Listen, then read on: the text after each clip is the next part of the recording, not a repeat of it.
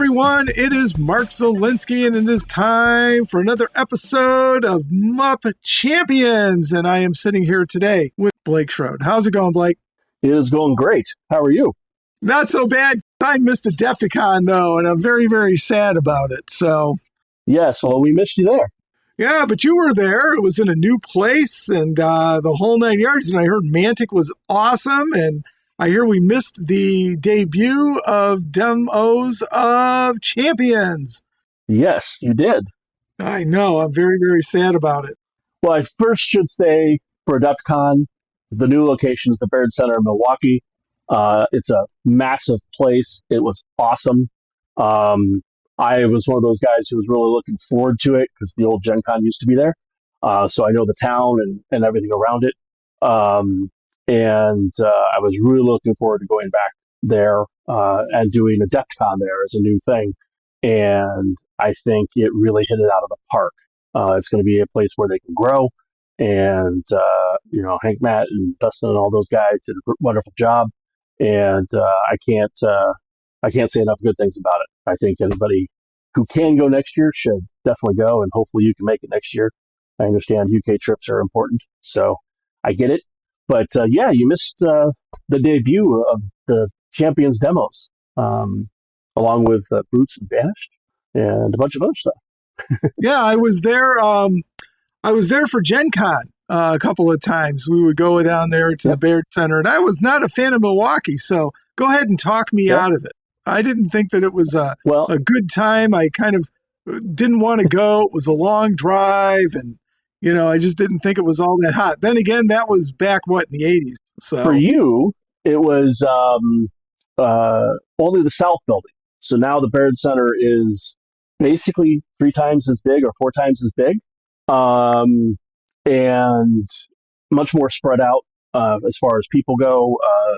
The entire vendor hall was more comfortable for people to buy. We'll get into the booth itself in a bit because we were busy as all get out. But, there's a lot of areas for people to move around. There's just hall after hall and game room after game room with games going on. Then on top of that, since you've been there, like basically a half block away from the south entrance or the south building main entrance, is 3rd Street Market. And it's basically, I don't know how many restaurants, 30, 40 restaurants that are in there that you can just walk over and get pretty much everything you would ever want to eat, from Chinese to steaks to Indian to everything is there. Even a really cool Italian place that I went to, including also Philly cheesesteaks that are wonderful. So everything is walkable as far as all the hotels that we were in. I know some guys who even had their Airbnb that they're able to walk in for just a few blocks. And there's, I think it was 108 restaurants within like a 5-block, 6-block area of it. So unlike Adepticons in the past, you're not trapped in a little area. Like if you left the Renaissance, you kind of had no place to go. And then on top of that, even inside the place, they have a bunch of different food options. I think the most popular one was the pizza place. You go in there and get a couple slices of pizza and a Coke. And he was really, really busy. A lot of the restaurants around the town, they haven't seen this since Gen Con when you were there. And they were just like loving how busy they were. They were amazed. So I think they'll be even more ready next year. So, but yeah, no. Milwaukee's kind of a fun town. For some people, it was chilly. I'm from Michigan, so I was in shorts the whole show. It was a good spring day for me. Most of the time I was out there. But there were a bunch of people there in coats too, I guess. But once you got into the place, it was, perfect. So what you're saying is the South building is not where Adepticon was. Is that what I got out of that? Yeah, no. The South building is a small little building. There's now the North building, which is twice as big, plus the 3rd floor, and I think technically the 4th floor connect over top of all those buildings. So all of that is new comparatively to the site that you saw. So where the whole parking lot used to be is now the North building. and it's enormous.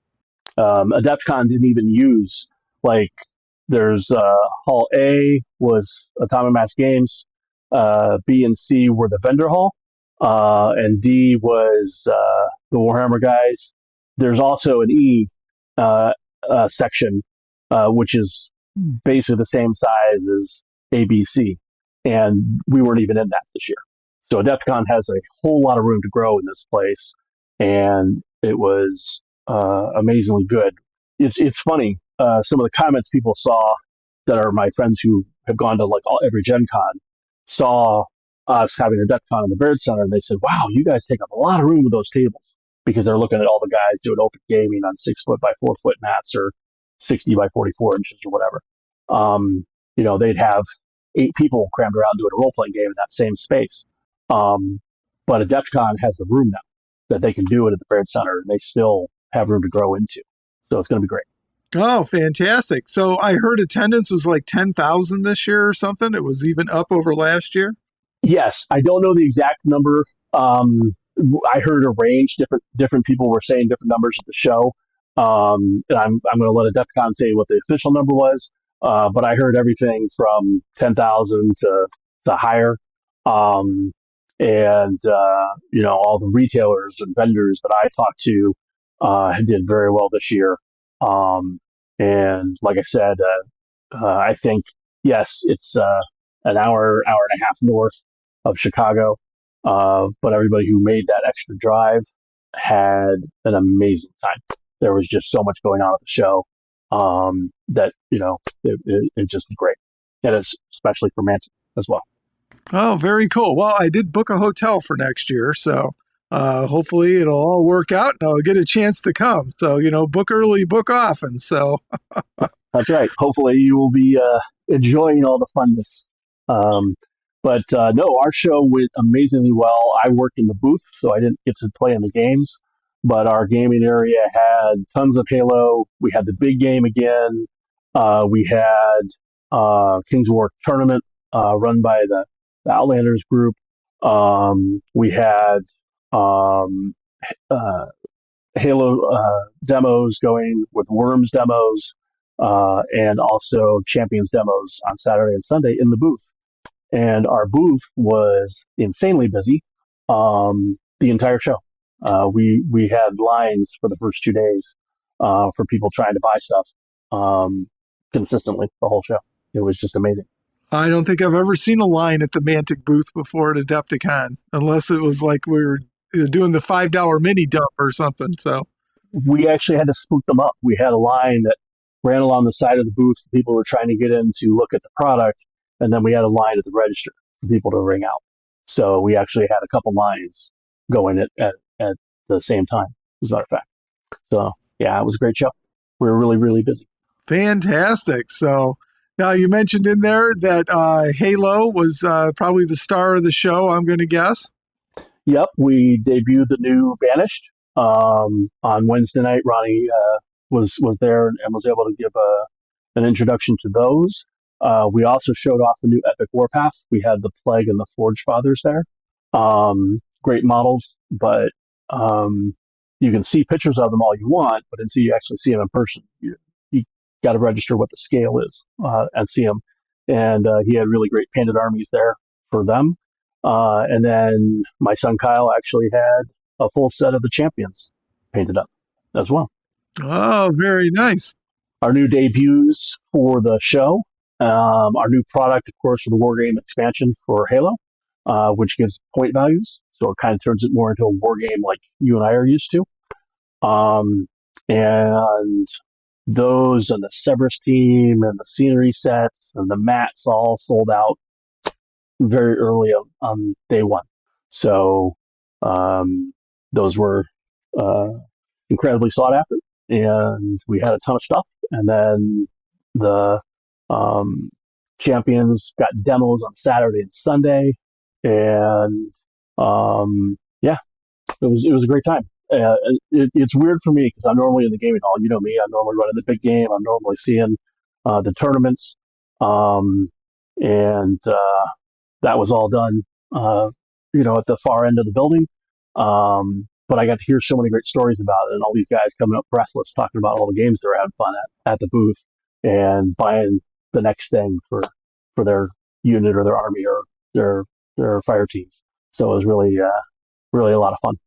Oh, there you go. Now, didn't you have like a show exclusive, like Fire Team Phoenix or something like that? So, Yeah, we had the first Mastercraft resin models Mantic has released, which is the Fire Team Phoenix. They are the same four Spartans rules wise that you get in the Recon box, but they're done in a high quality resin. It's called Mastercraft resin, where the detail is just amazing.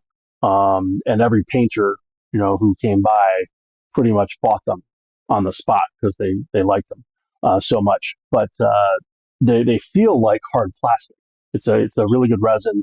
It really holds detail.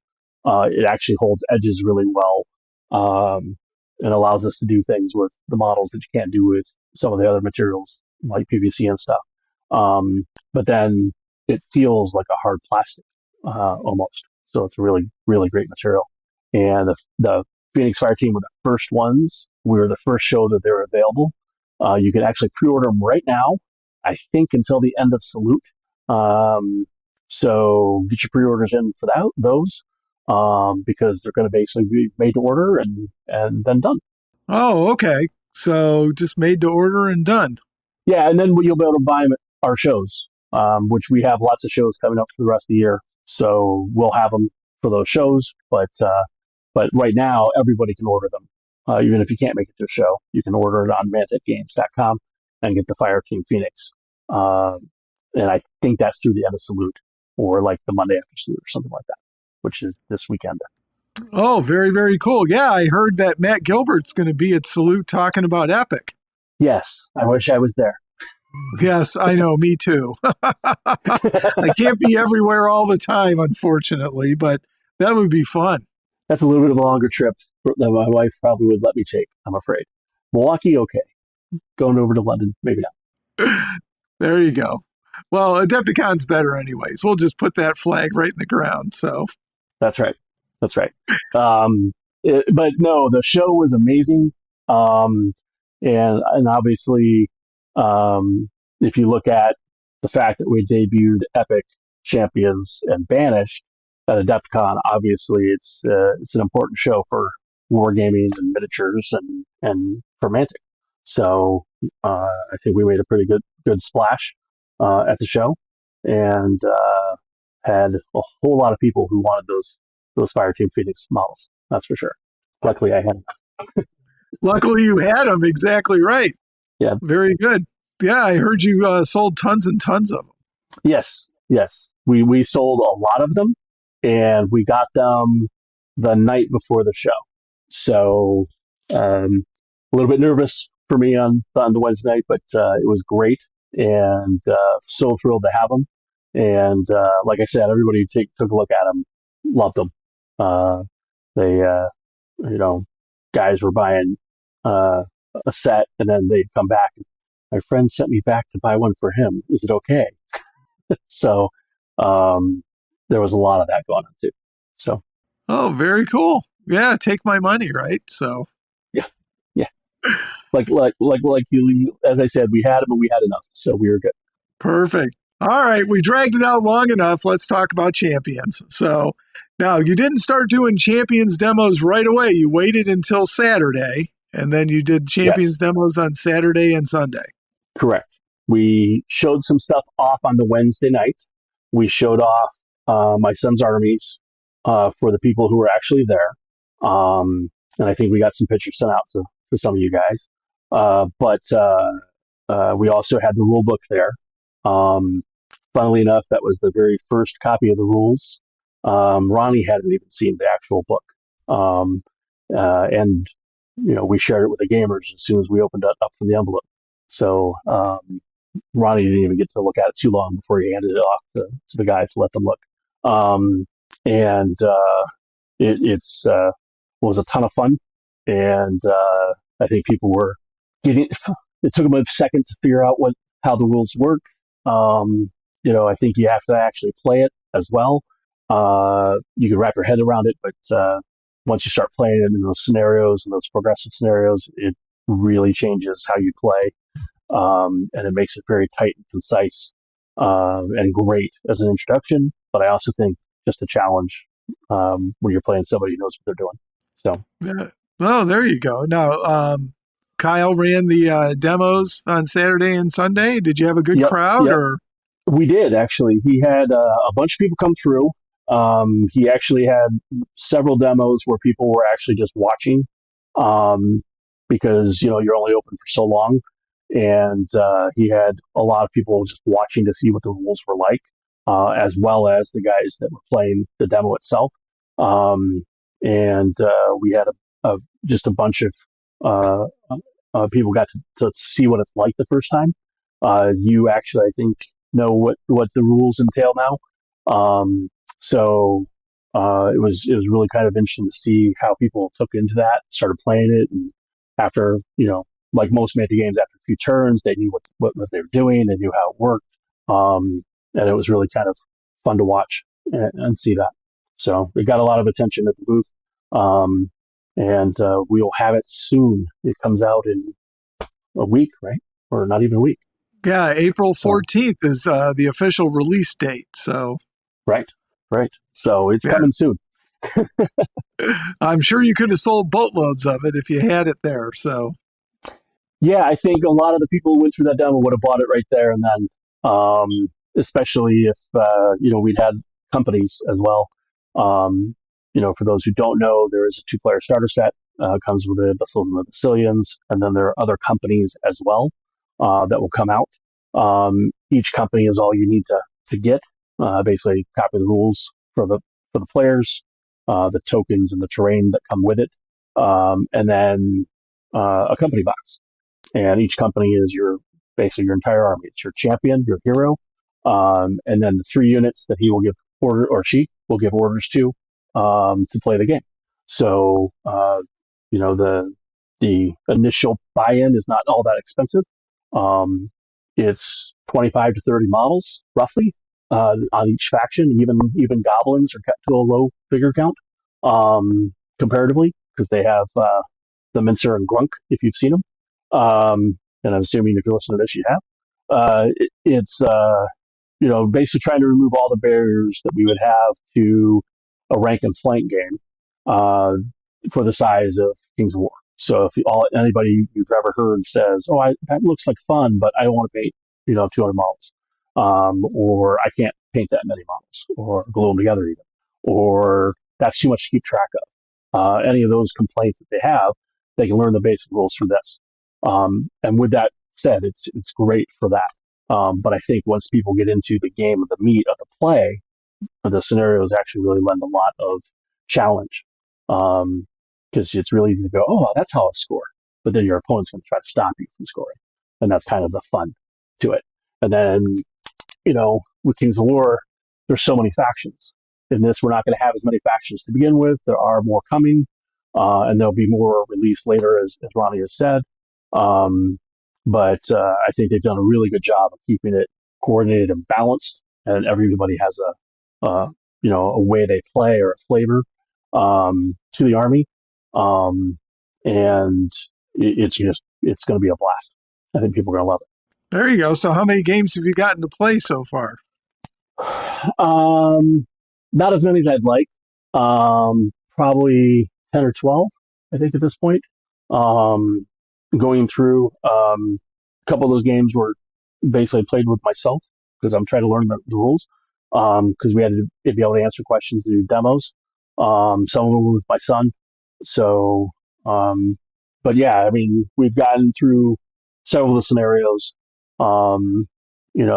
Played around with different orders, um, and we do have to get a hold of the other company boxes so we can get more done up. But um, yeah, I think each one, because it's concise, it's controlled, the orders are very specific for each company. Um, you're going to be able to identify and play with your army or your company, and it's going to be different than everybody else's, if that makes sense. Oh, yeah, it makes sense. Yeah, and certain things are based on the orders and how you use them. You can actually be tricky with your opponent if they are expecting you to do one thing and then you do something else. It can really change up the game quite a bit. Yeah, no, I've got the rule book now, so we can talk a little bit about the rules. So, I've heard a couple of comments online that, maybe it's Kings of War Light and stuff like that. And it's Kings of War, but it's definitely got some twist to it. I'm looking at this thinking, I wonder if this is a preview of fourth edition or something like that. I mean, it's the same, but it's different at the same time, as you mentioned, with progressive scoring and just the way, with the orders and, things like that. It's Yeah. different, but the Now, same. I I have no idea what's going to be in fourth or not be in fourth. That's not something that I'm privy to or have any discussions with. I can say that this is slightly different. Some of the rules are different because of the play size. So it's a 24 by 42-inch board or play mat that you're playing on, right? Um, and so one of the first things Kyle noticed was things move slower or not quite as fast. That's because of the size of the board. You don't have to get across 4 feet. You have to get across, 2 feet. So things can move a little bit slower, but things move and then get to turn twice. So they don't have to worry about the same things that they do in Kings of War. You don't have to be maybe as precise sometimes, if that makes sense. Because you have a little bit more freedom of turning twice. But and that carries through even on double move. So those are things that are different, right, than Kings. I don't know that those things are going to actually make it into Kings. I think that's just specific because of the play size of the board. But I don't know. The other guys in Mantic, they might be able to answer those questions down the road. But I do not know. But there's certain aspects of it that I'm not going to be upset about. I don't know if you've looked into the combat sections, as far as the changes made to flanking and rear attacks compared to Kings. It's a little bit different. And, if you sit down and do the math, I don't think it's a bad change. But I don't know that that's going to actually happen before. I don't even know how much of that's actually been written. So I just think it's designed for this. It's designed to make it, it breaks it down. Since you have the rules and you have the champions phase where you give out the orders. Then each player basically kind of does the three phases that we're used to in movement, shooting, combat. And then there's a resolution phase. The progressive scenarios are totally different. And that resolution phase matters a lot. If you and I are playing and all of a sudden you outfox me and you start scoring a whole lot of points real early, I'm probably going to have to gamble to get something to go my way so that I can turn that tide and start earning points back against you, right? So that changes a lot of things that you and I might be used to in Kings, you know. Oh, yeah, absolutely. That's why I was asking the question. So, Yeah. small points Kings of War is my jam. I've been playing 500 points, which is roughly Yep. 4 units, and one of those is usually a hero. That should sound Yep. familiar to everybody. So, and, we usually played on a 4x4, dropped it down to 3x3, and, we've been doing that for ages and a lot of Yep. fun, and I really enjoyed it. So I'm glad it's coming out to this, but they've made enough tweaks to the rules that it's going to play different than what I'm used to. So that's what I'm excited about. Yeah, and like I said, we talked briefly before, but the scenarios I think really add a lot of weight to it. It makes it more that once you've played it a few times and you kind of get used to the scenarios, you kind of get used to the forces that you're playing with and against, it's really going to come down to the age old thing in Kings, which is who maneuvers better, and who lines up the charges better. Yes, there'll be a little luck involved, obviously, in your tests and your nerve tests and everything else. But it's going to be a lot of fun and a new challenge, I think, to people. Um, it's just, I think Rob did an excellent job and kind of knocked it out of the park, to be quite honest. I'm very excited for it. So, Yeah, no, he really did. And, I'm going to highlight two rules in particular just that we can talk about. One of them, to me, the big one is pushback. And in mhm. old Kings, if you played in first and second edition, you would bounce back an inch. The attacker, if you didn't manage to route the unit that you impacted. In champions, if you don't route them, actually it pushes back the defender and it pushes them back 2 inches, which is very, very interesting.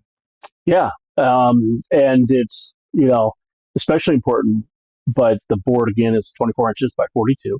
So I think it makes a little bit more sense to kind of push them back a little bit. It's even more interesting if you can get pushed back onto terrain or blocking terrain, which would include a board edge, because then you're trapped. And if you get trapped and you can't get pushed back, then you separate them by an inch and then you take damage. It doesn't cause a nerve check, but it does actually do more damage to the unit. So the next time they get hit will, of course, be easier to take them out. And, you can pin them up against a building, pin them up against the table edges. People are going to have to be careful.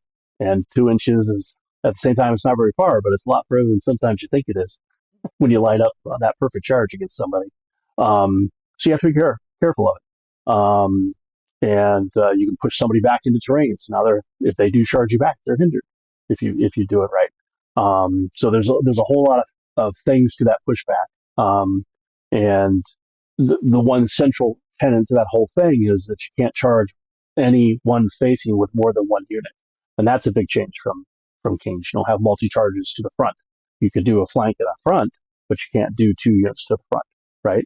So say you have a unit to your front and flank, you actually go 2 inches from both units. So you basically kind of go at an angle 2 inches back. And the very first game we played, I got very, very lucky because I was so close to the board edge that I was basically a quarter inch away from being trapped by 2 units and taking enough damage that probably would have made them real easy to kill me the next time.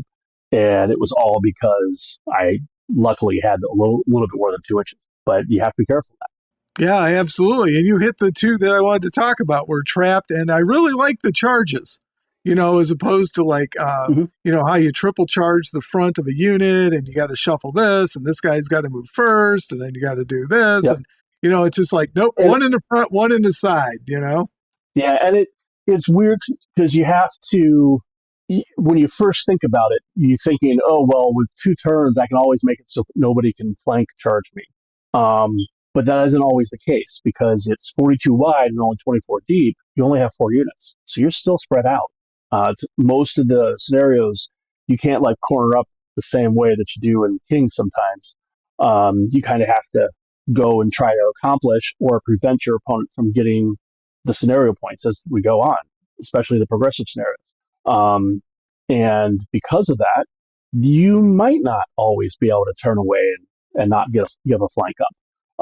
But that kind of gives it a little more freedom. You got 2 turns to get in there to fit, and only 1 unit per side. Just makes a little bit more sense. Also, we're talking about troops, mainly in some heroes. None of the nerve values are like you will see in Kings, right? So the units don't survive quite as long, right? Also, on the flip side, they're not really big, heavy hordes coming at you, so they don't do as much damage. So, but there's still a give and take. It's just that you basically get to those nerve values somewhat quicker with a smaller unit. Right. And speaking of the nerve, there is no shaken. You are either in good order or you are routed. Yes and no. On double 6s, you could be what we effectively call wavered on it, right? Yep, you're right. Because I was going to bring that rule up, Blake. You're one step ahead of me, which is great. Sorry. Sorry. No, not sorry. It's fantastic. You know what I'm talking about. Yeah, so there's a nerve value. The nerve value is whatever it is for the unit. Say it's 12, say it's 13, whatever.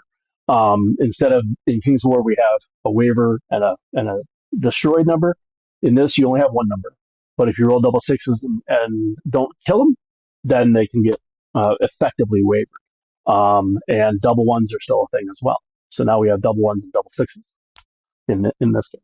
Yeah, the double 6 carries, I don't know, it feels like it carries a little more weight than it does in King. So yeah, well, not only that, but I think, in all honesty, it's one of those rules that I think Rob got really right. And I don't know if it was his rule or how it goes. I'll give him credit for it because he wrote the book.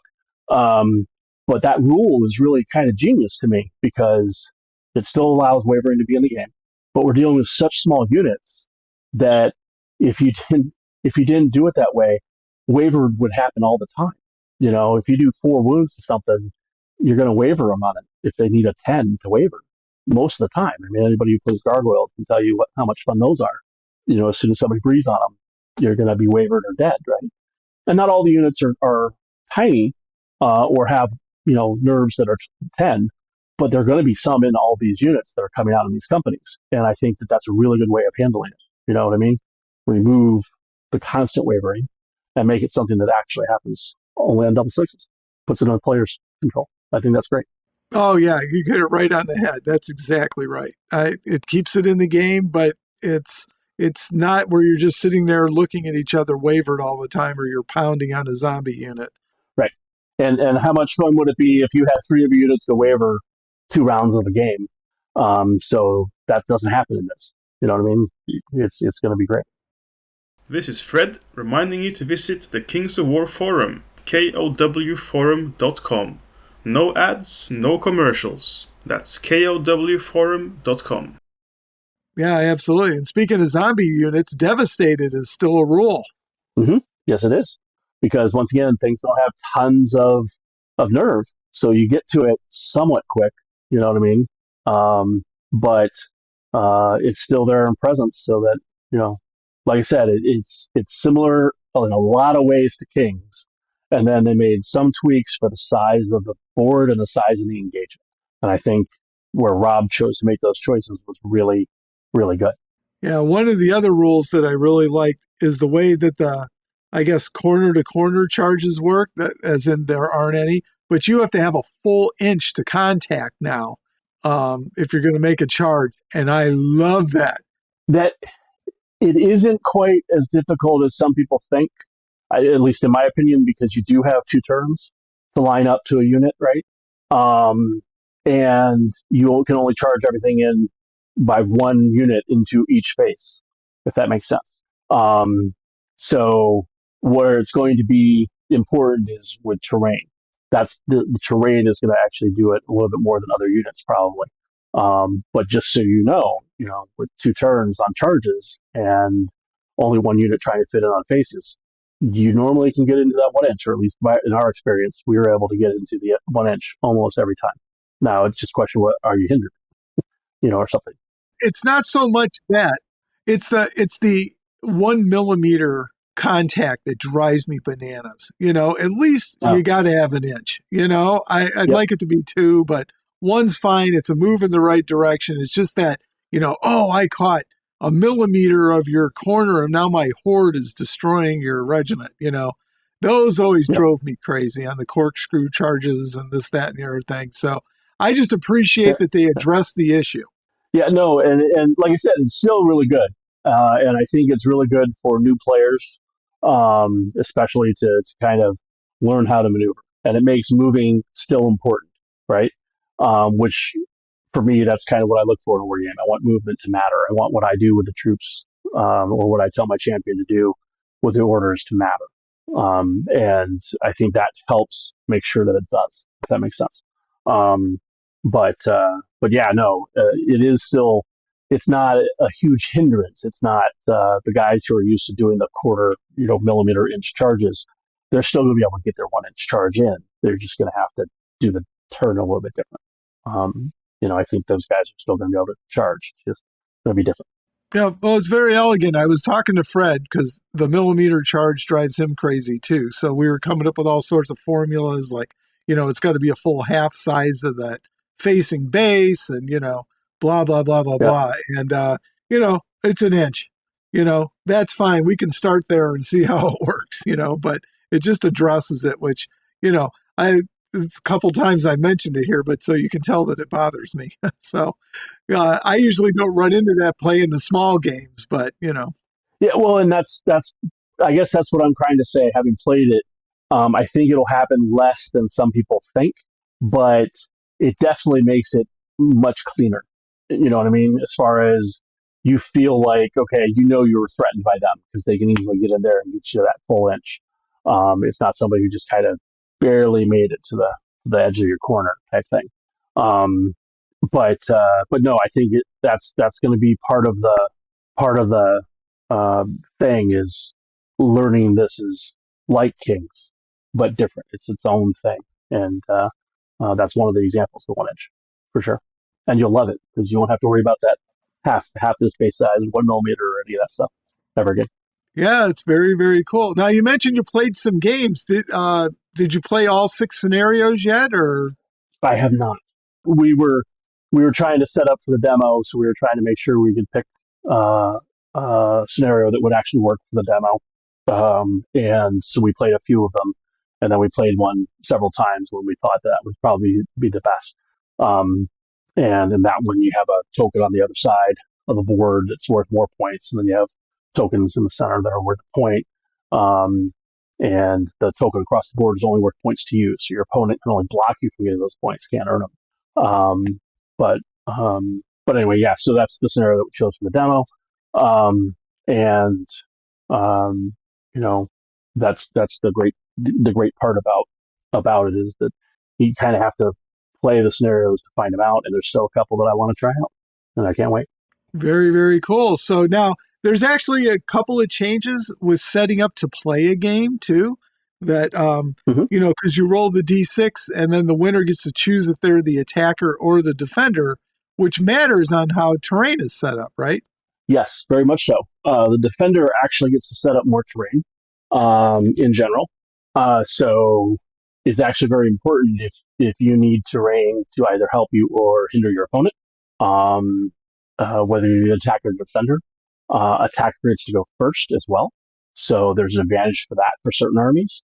Um, and I think in general, you're going to find that those um, are going to be player dependent on whether they want to do first or second, um, and how much that affects them one way or the other.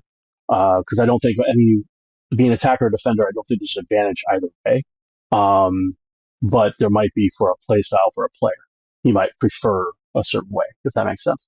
Um, but yeah, so the defender will get a little bit more terrain to place. The attacker gets to go first, um, and that setup is, uh, you know, gives you the chance to, the attacker goes first on setup, defender then places back and forth, so the defender can really try to make that last unit count, depending upon what he's facing.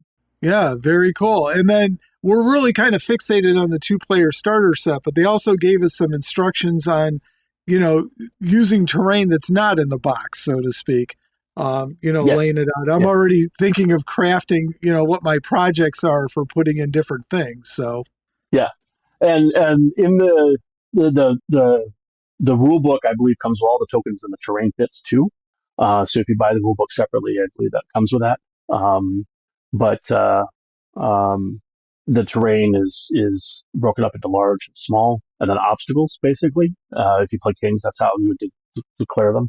Um, and there are different types of terrain, but one of the differences between Kings and this is how line of sight works on things. There isn't the same height difference thing that we're used to across the field. Basically, if something's the flank that you're facing or the facing that you're facing on the model is 50% or more covered, then it's covered. And if it's not uncovered. So that's a difference. right. And then also you have to be able to see it if like trees Yes. or a unit or something is, blocking it, so to speak. There's no height. It's just blocked. Right. So Right. and, Yep. And that's the reverse of the terrain not having height effects and doing stuff. It's just, can you see 50% of the base? Great. It's not covered. If you see less than that, it's covered. If you see none of it, you can't even shoot. Exactly. Yeah. Or charge or whatever. You can't see it. So, Yep. with not having hills in the game certainly simplifies it as well. So, Yes, very much so. I'm assuming you don't miss those at all when you were playing your games. No, like I said, it's kind of weird. It's like you're playing in a valley. It's so much smaller than a normal game of Kings of War that you feel like you're basically doing like the small, around the brewery type dwarf fight. or around the mine entrance type thing, right? So it's always the small skirmish where we've all come down to the center square of the town and we're duking it out, rather than the grandiose, Braveheart scene where you have all these guys up on hills firing arrows at guys on another hill, type thing. It's a much more condensed, close-in version of it. We're fighting in the town square. We're fighting in a small valley, or like the edge of an apple orchard type thing. And that's just kind of the feel of it. So you don't ever really miss having hills and undulations and things like that. Oh, very cool. The other thing I wanted to note before we talked a little bit about gameplay was 6 turns. No option for the 7th. So, yep. And it's a race on the progressive scenarios anyway. It's a race to the points. There's a couple other scenarios where like you have to get a unit off the board.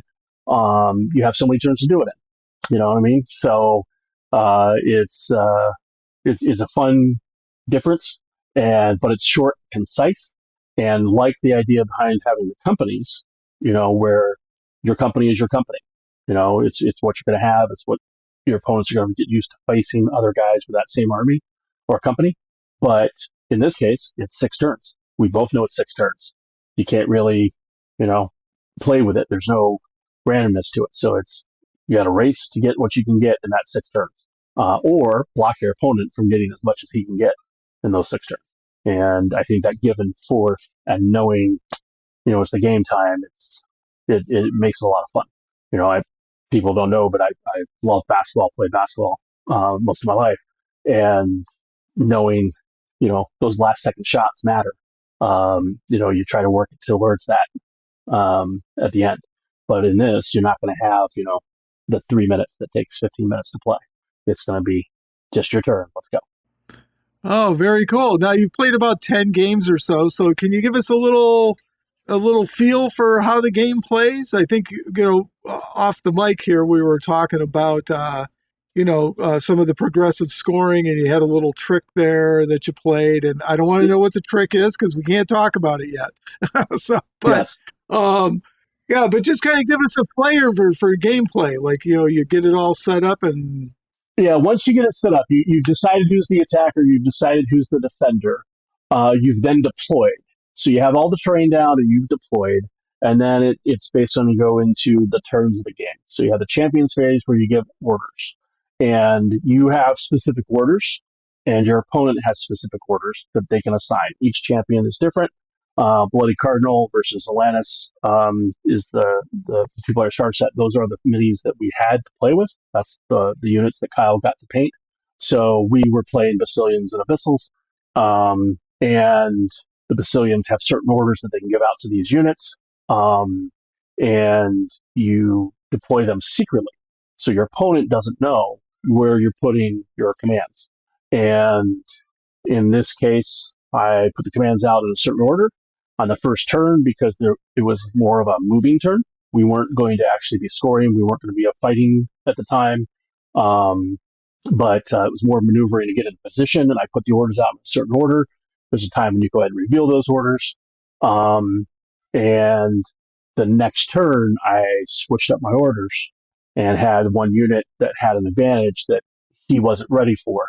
And that changed the game. It basically stopped him from scoring some things that he thought he was going to be able to score.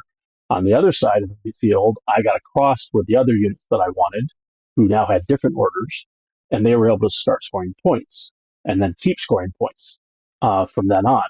So I think by turn 3, I had a couple point lead, but by turn 5, it had grown into quite a bit because I was able to do that and keep him from scoring at the one side just using the orders. That's not going to happen every game, and that's not going to happen all the time because if he destroyed that unit, it would have stopped blocking him and everything else, and he would have started scoring. But that's the type of scenario that you have where I kind of lulled him into something, blocked him, scored a bunch of points early. He started scoring points at the end, but I had gotten a big lead. But if he had killed my unit earlier and I'd stopped blocking him, he would have gotten more points towards the end, and he probably would have passed me. So to me, that's what makes it a fun, good, close game.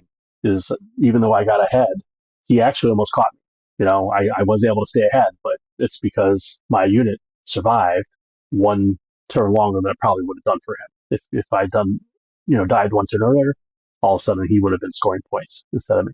So without giving the rule away, hopefully that makes sense. Made sense to me. So, but Fun, Fast, and Furious. So, what do they take? 45 minutes for a game. So, even if you're outmaneuvered or something, you can re-rack it and run it again. Oh yeah, and it's 45 minutes to an hour probably. I think it's going to be one of those weird ones where you learn how to play. The games are going to get really short. Even quick games you could do probably in half an hour, and then as you start playing people who are more adept and have really started concentrating and learning and how to do all this stuff within this new environment, then those games are going to get a little bit longer. You know what I mean? Because I'm going to be vying to stop you from doing what you're trying to do, and vice versa. And I think you're going to get better at doing that to your opponent, and your opponent's going to get better at doing it to you, and that's going to slow the game down a little bit, which I think is that crunchiness that people aren't seeing because they haven't seen the rules yet. They haven't seen what the companies do yet.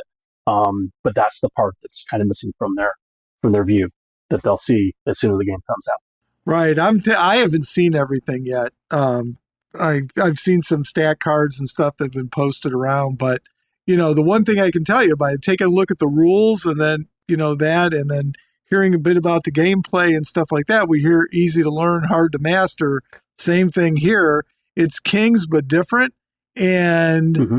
I it's friendly for getting the kids and new players and stuff like that, but there's also tactical depth here that you could even carry forward into bigger games, I think. But it's different, and it's definitely got Right. some crunch to it. It's got more crunch than it looks like on the surface. And I think that's what I'm trying to say is that what I've looked at is how those rules for the companies are going to interact and how they're going to change things up. And yet how the scenarios play is different enough that it's not just Kings. It isn't just Kings. It's something different. It is simple enough. Like I can play my 13-year-old daughter and she's going to have a blast. There's a certain character that's going to come out. She's going to have. And you guys will see that later when the rules come out. I know exactly who it is. So I bet absolutely. I do. But my daughter will go nuts over the little shoulder appendage that he has. So I know she's going to want to do that army. And I'm going to be able to play her. And she's going to have a blast with it. And it's going to be something that we can have fun with. I am not going to play her the same way I might play my son or you, where we might get into the really nitty gritty and really try to grind out the rule, the end game. So I can do it in both ways. And I think most people have only seen the intro game. They've only seen this is a simplified version of Kings, and it's not that. It's something different. And I think the crunchiness will come as they start vying against each other. Because it's all real easy when you look at it and say, oh, I'm going to go do this and score these points, and that's good. But then you're going to try to stop me, and you're going to be good too. And that's when it's going to get a little bit crunchier and be a lot more fun. And it's very quick and very simple, and we can play multiple games, and we can go into a friendly local game store and have a 7-game tournament in a day without any problem. Oh yeah, if you spent the day there and you timed the rounds out and people knew what they were doing, you could do 6-7 games in a day. Absolutely. Yeah. And it's going to be a blast. I know in their discussion, Jeremy had talked about playing games back and forth, where everybody gets a chance to be an attacker and defender. I don't know if that's necessary. That's an interesting idea. But I think there's enough there. You're going to find out when you start playing that the way these scenarios work, the way the companies interact, the way things go, all your orders, you're going to have a way that you play. Your opponent's going to have a way that you play. And you're going to be, evenly matched. And you know how much fun that is when you have a really good game of Kings that's close. That's far more fun than a game when somebody's just, killing the other guy left and right. And I think that this sets that up for some amazing things to happen. And you're going to have those zaniness where, oh, wow, I killed both of your units in one turn, and the tables have turned on you. But, if you scored enough points early, I'm now going to have to go score points because it doesn't matter if I've killed your units if I'm losing in the scoring category. So it's not the exact same, and it's going to be a little bit different for people to play. Oh yeah, sometimes the games go fast. Like I said, I mean, I've played them forever, so I can't tell you the number of rolls for turn 7 we've had. And you're like, Yeah, really, with 500 points? But no, really, with 500 points. I mean, yeah, you play differently. You're not in there. Sometimes you're not beating face as hard. There's a lot of maneuvering going on and things like that. So I mean, you're a yeah. little more careful in some cases. Yeah, I remember playing one game. I got down to the bottom of turn 6, and I had one character left alive on the board, and my opponent had a lot more than that. And I rolled a 7th turn, and I was like, I just wanted to not be tabled. But that doesn't happen to me often, but it did in that game. I remember it very, very well. Um, but yeah, no, like I said, six turns. You got a clock. It's not necessarily the same as a clock for turns, but you have a clock of 6 turns. There's only so many things you can do, and there's only so many things your opponent can do, and there's only so many things you can do to stop your opponent from doing the things he wants to do. You know what I mean? You only have 6 turns of movement. You only have 6 turns of shooting or fighting. You only have 6 turns of giving out those orders, and those orders matter, and that's going to change it up. And then the scenario and how that scores points, and different scenarios are different ways, different things. So you might want to totally accomplish something totally different in this scenario than what you did the last game. One game it might be about like controlling zones of the board. The next, it's getting somebody across the board as quick as possible. There's differences to those scenarios. There's one that just kind of will make units dance around the table. So it's a lot of fun, and I think it gets a lot more involved than once you start seeing everything. I think you're going to see it's a lot of fun. So now you've only got the 2 armies, so you haven't had a chance to play a mirror match yet, I would imagine. I have not yet. And well, I did once with just some bases. I had some empty bases, and I kind of maneuvered some stuff. But that was me playing myself, so that doesn't really count, I don't think. But it was just to see. I think due to the once again, it's the size of the board. I mean, you have 42 inches. Most of the scenarios are spread across the table, and basically because those units are all spread across the table, you do get spread out a little bit, and you are going to have a different way of playing than your opponent. So I am going to be very interested to see how those work against each other when your orders really kind of are one of your strengths, right? This is one of the things you get to do. Well, now your opponent has the exact same things they get to do. I think it's going to make it a lot tighter. I think it's going to make it a lot more fun rather than not, if that makes sense. Oh yeah, exactly. So, and I know some people are disappointed that some races and stuff aren't coming out right away. And I mean, like if you're an undead player or something like that, and you want to join in, grab one of the boxes and just proxy your units in, I guess, and then you Yeah. can have a fight Alanis or something like that, But I think the mirror matches will be interesting. Yeah, I can't talk about it too much for release things. That's Ronnie talked about it a little bit at Adepticon. There are so many ones planned this year, and I think a lot of those are known. There are 9 champions labeled into the champions book, and then future releases will be dependent on plastics that we do. I believe is how Ronnie put it. So if your faction's not out, it doesn't mean there won't be one. It just means it's going to be coming in the future. And the initial release has the 2-player starter set. There's basically going to be 4 out right away. That gives us 6. And then there's going to be a few more during the rest of the year. And then we'll go into other new releases and get more companies. So, we've got 9 factions coming out. There's a release all the way every month until September. And then Ronnie dropped on one of the video casts, I think it was Countercharge, that he was talking about a release in November. So, but that was it. And he said, oh, that was the spoiler. So that was the big spoiler for that episode. I will leave spoiling to Ronnie. That's right. You haven't had as much rum as Ronnie, so I mean, you're good for the moment. But so we'll see what's coming up, and I think he also talked about we're good for 4 years. You know, 2 plastic sets or refreshes or new units or whatever a year. So that's 8 more plus 9, 17. So that you'll have over the 4-year period of time. So or 5-year period of time if you got 4 more years coming.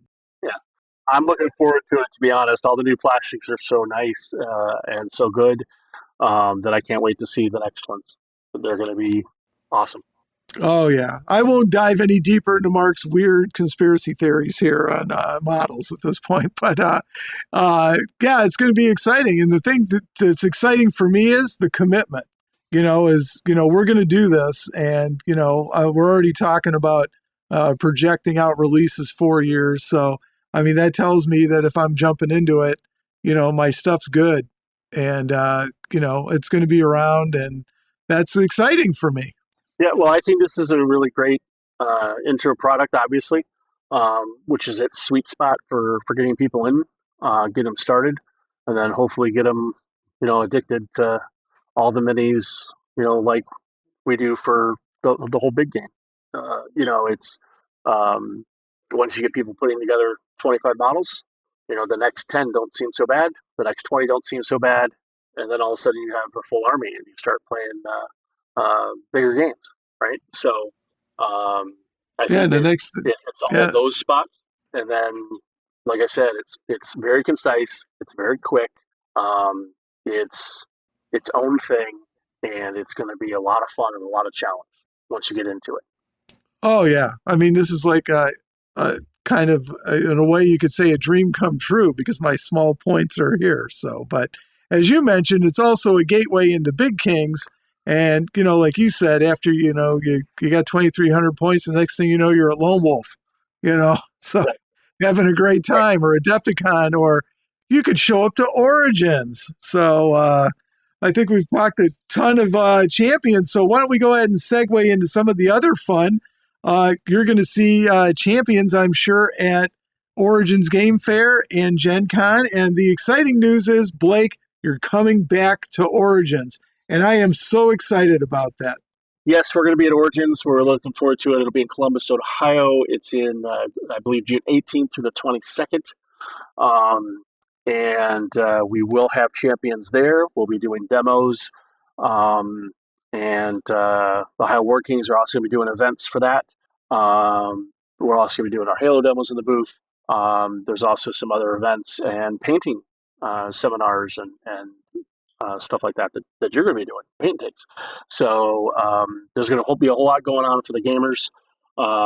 As far as the stuff, we're going to have the champions there. Everybody can come up and get their company, take a look at all the ones we have at the time, and it's going to be a great show. Yeah, I'm really looking forward to it. And as you mentioned, Blake, I'll be doing a Halo paint and take. I've got 3 sessions of that running at Origins, so very excited about that. And then after that, I'll be running around the War Kings booth, and then of course I'll be at the Mantic booth. So hopefully doing some champions demos and having a great time. So I love Origins. So Yeah, and for those who have not been, where we will be is actually in the gamer area, the gamer hall. So we'll actually be there on Wednesday doing demos and games right away, even though the rest of the vendor hall isn't open. And I believe the hours start at noon on Wednesday. But the vendor hall itself is open for retailers. We'll be out there doing games and starting to play right away. And then all day Thursday, Friday, Saturday, and Sunday we'll be there as well. And hopefully you guys can make it in and get there. It's a great show. I think they're around 19,000 ish or so for the show itself. And it's at the Columbus Center Convention Center, and it's a wonderful show.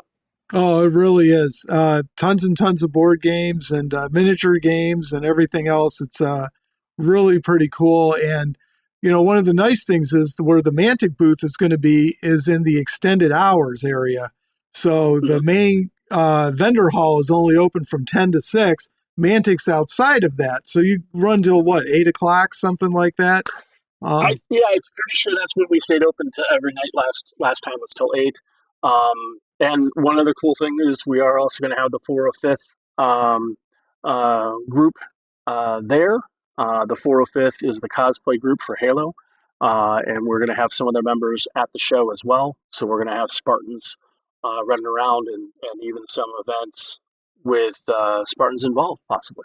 You'll have to see those when you get there. Oh, yeah. So it's very, very cool.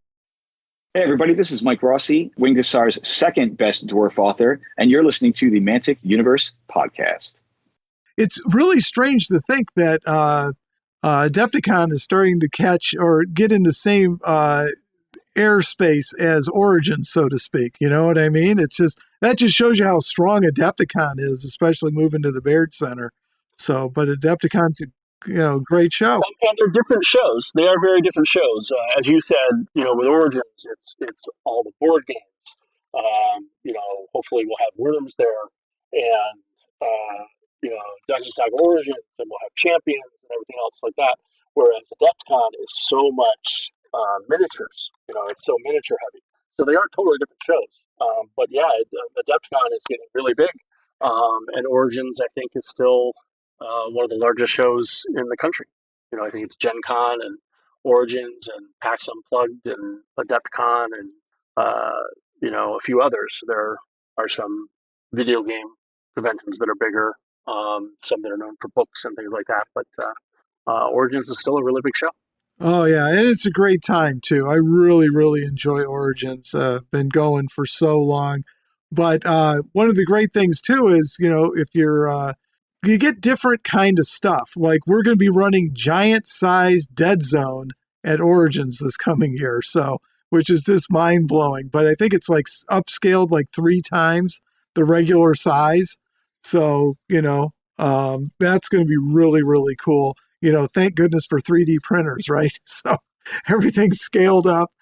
And so that'll be fun. And, Mike Carter does a great job running the Ohio War Kings area. So you're going to get a chance to play like Dungeon Saga Origins and, Kings of War, learn to plays. They're going to have Armada. And it's a little different than Adepticon. Adepticon is a lot of tournaments. This is like learn to plays. You could just go get your Kings of War fix or your Armada fix for a couple hours, play a new player, try to get them into the game, and then, buzz off to do something else at the con. So that's right. Yeah, that's the best part. Now, there is Mike's going to be running his How You Use It ambush tournament, I think on Saturday night. So that usually goes pretty quick. As far as that goes, it's usually, not like 60 players or anything like that because everybody's usually out, on Saturday night. It's your last night at the con. So everybody's out at the restaurants and stuff. But I've played in the past couple years, so it's a lot of fun. And, try to knock that out. And I love the how you play it, how you use it format. And it's 750 point ambush army. So it actually goes relatively quickly. So it was a good time. For sure. Absolutely. Just to note here for you, you might want to check with Mike. Last I heard, he was trying to get stuff switched over to Champions. So I don't know if he's running ambush or not. He might be doing it as Champions instead. Oh, yeah. I haven't read his email yet, but I know that we were doing it. Was that the how to play for Kings of War? I don't know. I don't know which one he was trying to change. That's why I said you might want to check with Mike before you announce it over the airwaves. That for sure he's going to do that event. I would just make sure he is doing it. I can't remember which one he was going to replace, but he wanted to replace some of them with Champions because he got to see Champions at Adepticon and liked it so much that he wanted to replace those events.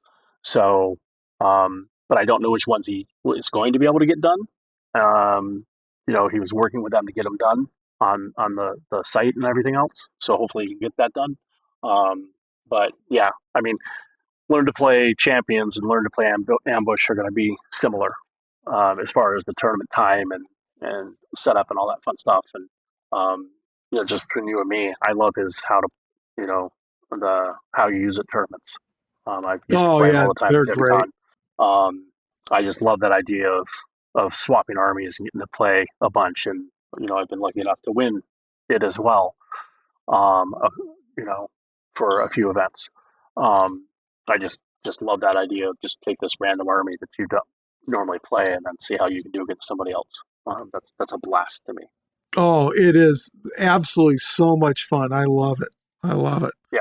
So whether it's champions or ambush, I don't know which it'll be, but it's going to be a great time. And unfortunately, I'll be working the booth, but hopefully you'll be able to play and have a great time. There you go. And then speaking of conventions, Gen Con's coming. Now, I don't go to Gen Con. My kids don't like going, but Gen Con's really big. There's a lot of people there. And so I'm sure Mantic's going to be bringing it for Gen Con. So do you guys got any specific plans for Gen Con at this point? Or Well, we have plans, very much so. Yeah, I think there was just over 71,000 people at last year's Gen Con, to give you a rough size estimate. Um, and obviously, it's the largest gaming show in the country, and actually, I think probably in the world. I know Essen Spiel and Gen Con are very, very close. One uses turnstile numbers, and the other one uses how many unique attendees they have. So I don't know if you can really say who's ahead of who, or at least I don't know. But Gen Con is one of the largest in the world, if not the largest. And it is a massive event for every vendor, and will be for us as well. We're going to have all of our new releases, and we're going to have a whole lot of them for us, for everybody. And there's so many exciting things going on between Halo and Champions, and we should have Worms hopefully back in by that point, and all that fun stuff that we're going to have a whole lot of just stuff at Gen Con for people. all right, you'll have Epic. Epic should be coming out in May or June. So I don't know if it's going to make Origins or not. So, but it'll definitely make Gen Con. Yeah, it's one of those things where uh, we're going to have a lot of things for Gen Con. We're going to have a bunch of stuff for Origins, but timing is so that we might have a few more things available at Gen Con. And then, of course, our new Halo release will be out by then as well for the Banished. So we'll have those as well. Well, I can't wait to see Halo at Gen Con. That should be wild. It's going to be really, really cool. We were there last year and had some recon versions of the game, and but it's a totally different world. As far as a lot of people have heard about Halo Flashpoint now. A lot of people know, how much it is, how much fun it is, and it's getting out more and more into stores, more and more into games being played. There's more and more on the internet every week, and that's just going to make it even bigger for Gen Con this year, I think. Oh yeah, I mean we've got our own MUP Halo show here on the network, so I mean it's big and people really enjoying it, so which is good. And again, hopefully, hopefully they buy everything Halo known to man, and then one day they may look at Dead Zone and go, oh wow, this is pretty similar, and they can maybe drift into some of the other Mantic titles. The big thing is to get them to look at Mantic, and that's secondary to enjoying a great game. Yeah, I think it's basically get them in, show how good the game is, and I think the sweet spot is how similar it is to playing the video game. It's miniatures, it's dice and cards and stuff that you control the units with, but in all reality, it plays similarly to the video game. The 405th guys who are coming to Origins and Gen Con, they I got to go to a show with them and do some demos with them, and a lot of them had never done miniatures before, or had knew they existed but never really got into them. And then I'm having a meeting and we're talking about, can you go to Adepticon? Can you come to Origins? And they're sitting there actually painting models on the Zoom meeting with me. Guys who had never really done models before, all of a sudden are painted up just unit after unit and building terrain boards for Halo itself. And that's great. and those same guys got to go ahead and see some of the other games we do now. And there's crossover there where a couple of them play D&D, a couple of them do this, and all of a sudden now we have them looking at other miniatures. So that's really what it's going to do, and it's great for it. Mantic, obviously, you and I believe they make great rules and great games. And you bring them in with a great game, give them some great models, and then it's going to lead to better and better things. Absolutely. Well, I'm really looking forward to it. So I think that Gen Con will be interesting to see, with Epic really spreading its wings and things like that. I know we haven't heard a whole lot about that launch, but that information is coming. So, yeah. Well, I'm really looking forward to it. Once again, I did get to see the Epic armies very, very closely that were at Adepticon, and I cannot wait to get my hands on them. I have everything coming in the Kickstarter. Can't wait for it to come. And I think it's going to be, the same great game that everybody is kind of used to us doing. And then on top of that, you and I'm old school, so to me, I cannot wait for an epic scale game to play in the Mantic universe. That's one of my things. I cannot wait to get my hands on it. Absolutely. Now at Adepticon, did they have just the plastics, or did they have some of the resins as well? No, we had super heavies. We had the entire armies for Plague and Forge Fathers. So we had tanks and super heavies. We had the really big Plague monster, BC. super heavy, the Yeah. BC, yeah. And and then lots of the little units. It's just amazing stuff. I think people are going to really like it, and they got to see the scale of it at the show. That was really important because you can tell somebody, it's 10 millimeter, 8 millimeter, whatever the millimeter is. Until they see it, they don't know the scale. And those super heavies are huge. They're big. They're going to be a blast to play. I can't wait to see where it takes the universe. Epic Warpath is going to be awesome. Coming soon. Coming soon. That's right. So I heard somebody say Kickstarter shipping late May, June or something. So I do not know time, and I don't want to commit to anything, obviously. But I know that they decided to go ahead and do it in the new materials, which they've announced on the Kickstarter page. And having seen the new materials, and obviously Fireteam Phoenix is done with the new materials, I think people are going to be blown away by that and love it, and it's going to be worth any delay. I'm patient because I know the end product is going to be even better, even though I'm totally impatient because, you know me, I can't wait to get my hands on it. I'm regretting. I got the STL only pack. I'm regretting not getting the resins now that they're going to be the master resin. So yeah, I did not get the STL only pack, but I definitely got the STLs as well because I'm going to want to print up so much terrain. Oh yeah. Oh, I know you, and I know really me. Big board of Epic sounds like a blast to me. Could you imagine one of your big game boards that's all Epic? Oh yeah. Yeah, I can. I'm sure you can. I've done similar things before. I've done Napoleonics at that scale.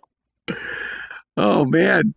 Oh yeah. Was it the 15 mil or 10 mil Napoleonics? 10 mil Napoleonics. Oh, there you go.